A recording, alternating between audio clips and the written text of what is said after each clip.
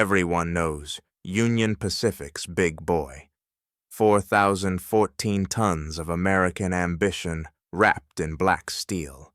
The largest steam locomotive ever built. The undisputed king of power, celebrated in museums, immortalized in documentaries, revered as the pinnacle of steam engineering. But almost nobody knows that in 1938, a sleek French streamliner named the 232U1 left Big Boy's theoretical speed records gasping for air, and did it while looking like something from a science fiction novel. How did French engineers build a locomotive that could humiliate America's most famous giant? And why did history almost erase its triumph from the record books? The story begins not in France but in America, where the 1930s roared with locomotive rivalry.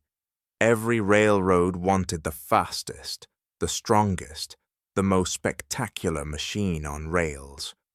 Union Pacific commissioned its big boys in 1941 for the brutal grades of the Wasatch Range, machines built for raw pulling power, designed to haul mile-long freight trains over mountain passes without helper engines.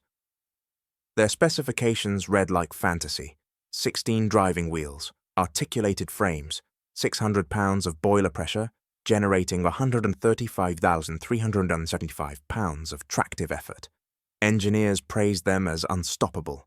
But speed, that was never Big Boy's game. These machines topped out around 80 miles per hour on flat track. Though most crews never pushed them that hard, Big Boys were designed for tonnage, for endurance, for conquering gravity itself. Speed was secondary, almost irrelevant to their purpose. Yet in popular memory, Big Boy became synonymous not just with power, but with everything: American engineering supremacy, wrapped into one colossal package. The truth was simpler and more mundane. Big Boy was a freight locomotive, purpose-built for a specific job. Meanwhile, across the Atlantic, French engineers were playing a completely different game.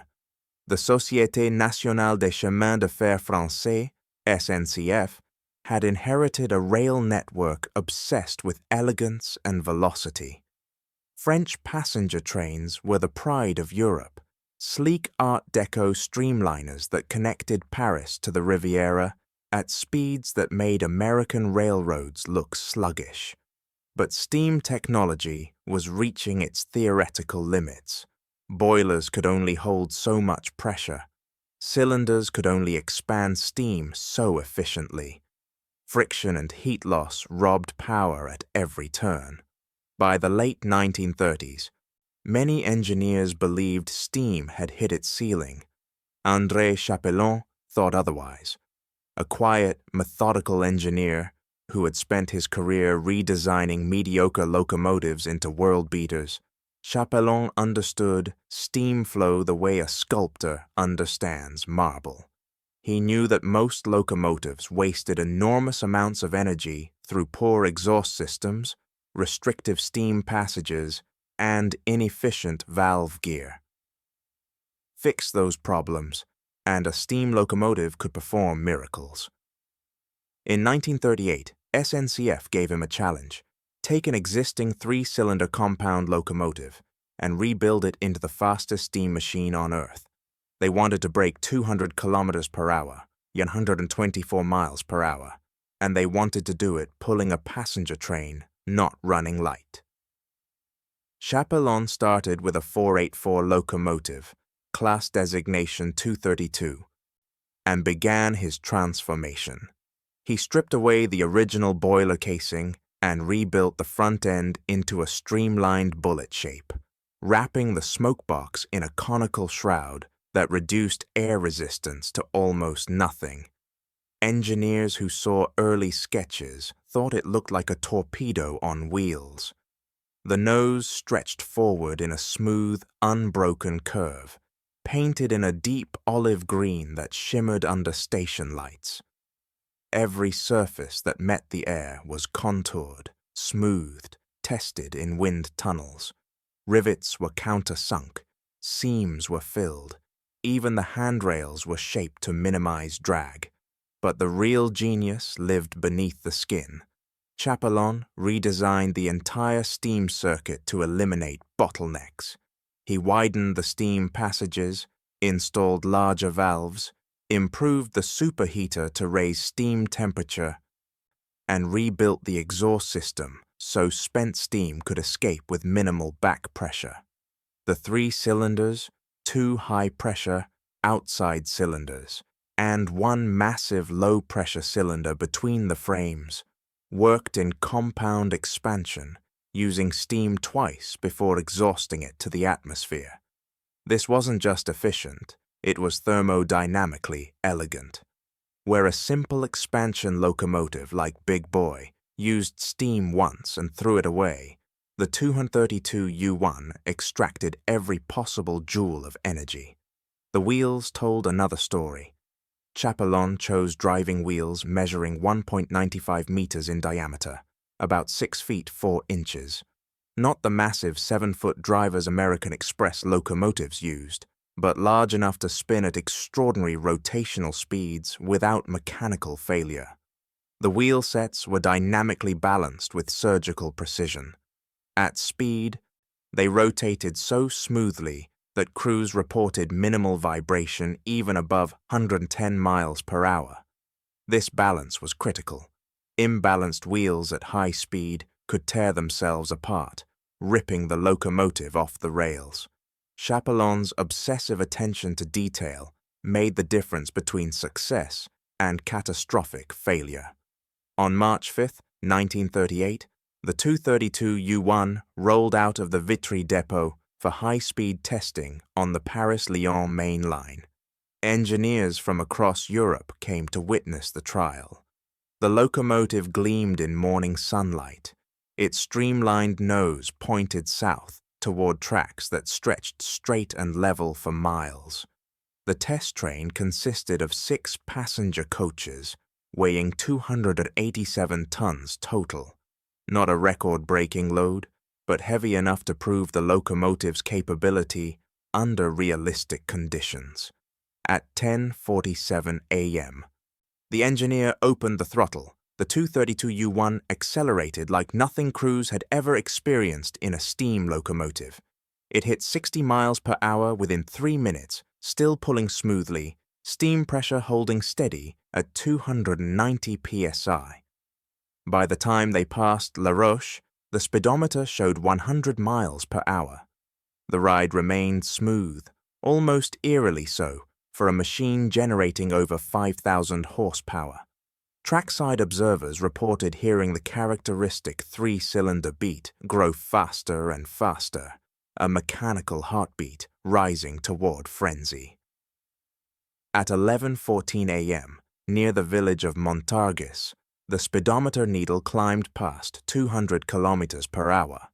The 232 U1 had broken the psychological barrier, a 124 miles per hour, pulling a passenger train, using nothing but steam and French engineering precision. But Chapelon wasn't finished. The locomotive continued accelerating. At 11:18 a.m., it reached 213 kilometers per hour, 132.3 miles per hour. The needle held there for nearly 2 minutes before the engineer began braking for a curve ahead. Crews later described the experience as surreal. There was no sense of instability, the fireman reported. The machine felt planted to the rails. Smoke and steam trailed straight back. It was like riding inside a horizontal rocket. Compare this to Big Boy's design parameters. Union Pacific's articulated giants could theoretically reach 80 miles per hour on flat track, though operational practice rarely exceeded 70. Their massive driving wheels measured 68 inches in diameter, substantial, but their enormous weight and articulated frame limited high-speed capability. Big Boys were never tested beyond their design specifications because speed wasn't their purpose. They pulled freight, slowly and relentlessly, over terrain that would have stopped lesser locomotives. Put a big boy on the same flat track as the 232U1, and it wouldn't have come close. Not because American engineers lacked skill, but because the two machines were designed for entirely different jobs. One conquered mountains, the other conquered velocity itself. The French locomotive's triumph should have rewritten the history of steam. It proved that with sophisticated engineering, steam power could match the speeds of early diesel and electric locomotives, while maintaining the flexibility and power of fire tube boiler technology. Chapelon's principles, compound expansion, optimized steam flow, aerodynamic streamlining, offered a roadmap for steam's future. But history had other plans. World War II arrived 18 months after the 232U1's record run. France fell to German occupation in 1940. The locomotive, like much of the SNCF network, was pressed into military service, running troops and supplies under Wehrmacht control. Its streamlined casing was damaged by shrapnel during an Allied air raid in 1944. After liberation, SNCF focused on electrification rather than steam development. The 232U1 was rebuilt into a more conventional configuration, stripped of its streamlined shroud, and relegated to ordinary passenger service. It ran until 1956, then was quietly scrapped. No museum preserved it. No monument celebrated its achievement. France's speed record holder was cut up for scrap metal. Meanwhile, Big Boy's legend only grew. Union Pacific kept 25 Big Boys in service until 1959, then preserved 8 as monuments to American engineering.